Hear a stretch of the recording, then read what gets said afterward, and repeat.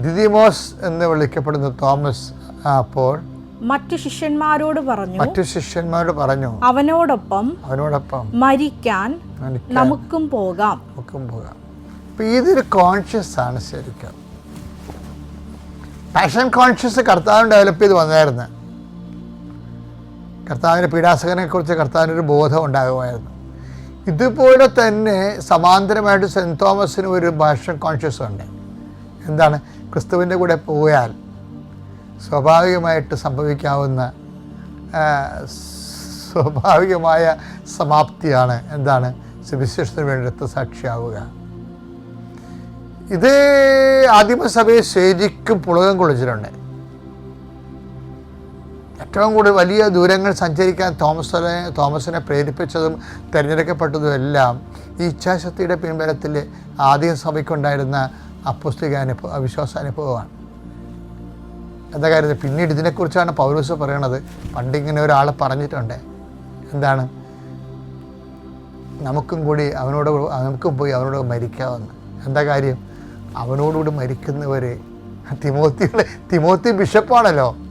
Timothy ബിഷപ്പിനോട് പൗലോസ് അപ്പോസ്തലൻ പറഞ്ഞു കൊടുക്കുന്ന മാതൃക സെൻറ്റ് തോമസിൻ്റെ മാതൃകയാണ്. എന്താണ്?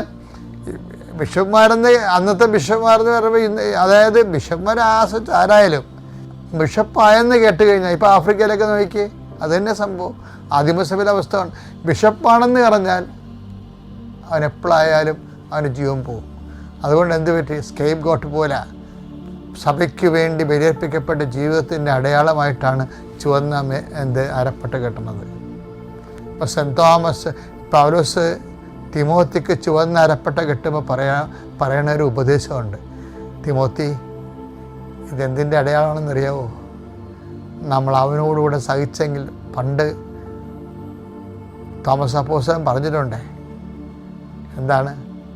തോമസ് അപ്പോസ്തലനല്ല അത് പറഞ്ഞിരിക്കണത്, പിന്നെ വേറെ ആരും പറഞ്ഞിട്ടില്ലല്ലോ. എന്താ? നമുക്കും പോയി അവനോടുകൂടെ മരിക്കാം. എന്താ കാര്യം? തോമസിന് അറിയാമായിരുന്നു അവനോട് മരിക്കുന്നവരെ അവനോടുകൂടെ നേടുവെന്ന്. അതാണ് ആ തോമസിൻ്റെ ഉപദേശമാണ് തിമോത്തിക്ക് പൗലോസ് അപ്പോസ്തലൻ ബിഷപ്പിന് അരപ്പട്ട കെട്ടുമ്പോൾ ഉപദേശമായി കൊടുക്കുന്നത്. ഭയങ്കരമാണ് ഈ വചനം.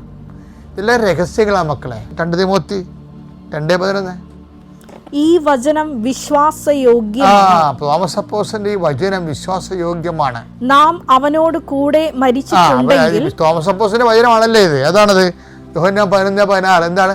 നമുക്കും പോയി അവനോട് മരിക്കാം. ആ വചനം വിശ്വാസയോഗ്യമെന്നാണ് പറയണത്. അപ്പോൾ ആരുടെ വചനമാണ് വിശ്വാസയോഗ്യം? സെൻറ്റ് തോമസിൻ്റെ വചനമാണ് വിശ്വാസയോഗ്യം. എന്താ കാര്യം? സെൻറ്റ് തോമസിന് അറിയാമായിരുന്നു അവനോടുകൂടി മരിച്ചെങ്കിൽ അവനോടുകൂടി നേടുവെന്ന്. അതാണ് പൗലോസ് അപ്പോസ്തലൻ തിമോത്തിക്ക് കൊടുക്കുന്ന അഭിഷേക ഉപദേശം. എന്നോട് വായിച്ചത്, നാം അവനോട് കൂടെ മരിച്ചിട്ടുണ്ടെങ്കിൽ, നമ്മൾ അവനോടുകൂടെ മരിച്ചിട്ടുണ്ടെങ്കിൽ അവനോട് കൂടെ ജീവിക്കും. അപ്പം ജീവിക്കും എന്നുള്ളതല്ല പ്രാധാന്യം, മരണത്തിനല്ല പ്രാധാന്യം. മരണത്തിനല്ല പ്രാധാന്യം. ക്രിസ്തുവിലായിരിക്കുന്നവൻ ജീവിക്കും എന്നുള്ളതിനാണ് പ്രാധാന്യം, മരണത്തിനല്ല. മരണം ഒരു മാർഗമാണ്. ജീവിതം ഒരു ലക്ഷ്യം. ജീവിക്കുക എന്നുള്ളത്, നിത്യമായി ജീവിക്കുക എന്നുള്ള ലക്ഷ്യമാണ്. ആ ലക്ഷ്യം കൊടുക്കുന്ന അഭിഷേക ഉപദേശം. എന്നോട് വായിച്ചത്, നാം അവനോട് കൂടെ മരിച്ചിട്ടല്ലേ ഇത്. അതാണത് യോഹന്നാൻ 11:16. എന്താണ്? നമുക്കും പോയി അവനോട് മരിക്കാം. ആ വചനം വിശ്വാസയോഗ്യം എന്നാണ് പറയണത്. അപ്പോൾ ആരുടെ വചനമാണ് വിശ്വാസയോഗ്യം? സെൻറ്റ് തോമസിൻ്റെ വചനമാണ് വിശ്വാസയോഗ്യം. എന്താ കാര്യം? സെൻറ്റ് തോമസിന് അറിയാമായിരുന്നു അവനോടുകൂടി മരിച്ചെങ്കിൽ അവനോടുകൂടി നേടുവെന്ന്. അതാണ് പൗലോസ് അപ്പോസ്തലൻ തിമോത്തിക്ക് കൊടുക്കുന്ന അഭിഷേക ഉപദേശം. എന്നോട് വായിച്ചത്, നാം അവനോട് കൂടെ മരിച്ചിട്ടുണ്ടെങ്കിൽ, നമ്മൾ അവനോടുകൂടെ മരിച്ചിട്ടുണ്ടെങ്കിൽ അവനോട് കൂടെ ജീവിക്കും. അപ്പം ജീവിക്കും എന്നുള്ളതല്ല പ്രാധാന്യം, മരണത്തിനല്ല പ്രാധാന്യം. ക്രിസ്തുവിലായിരിക്കുന്നവൻ ജീവിക്കും എന്നുള്ളതിനാണ് പ്രാധാന്യം, മരണത്തിനല്ല. മരണം ഒരു മാർഗമാണ്. ജീവിതം ഒരു ലക്ഷ്യം. ജീവിക്കുക എന്നുള്ളത്, നിത്യമായി ജീവിക്കുക എന്നുള്ള ലക്ഷ്യമാണ്.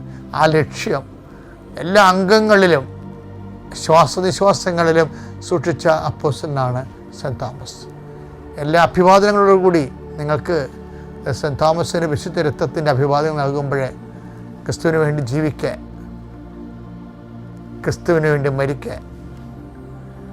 മരിച്ച് ജീവിക്കാൻ പ്രത്യേക അഭിഷേകം കിട്ടാൻ വേണ്ടി നമുക്ക് പ്രാർത്ഥിക്കാം. ഇന്നത്തെ ദിവസം വല്ലാത്തൊരു ദിവസമാണ്. എല്ലാം ഓർക്കുകയും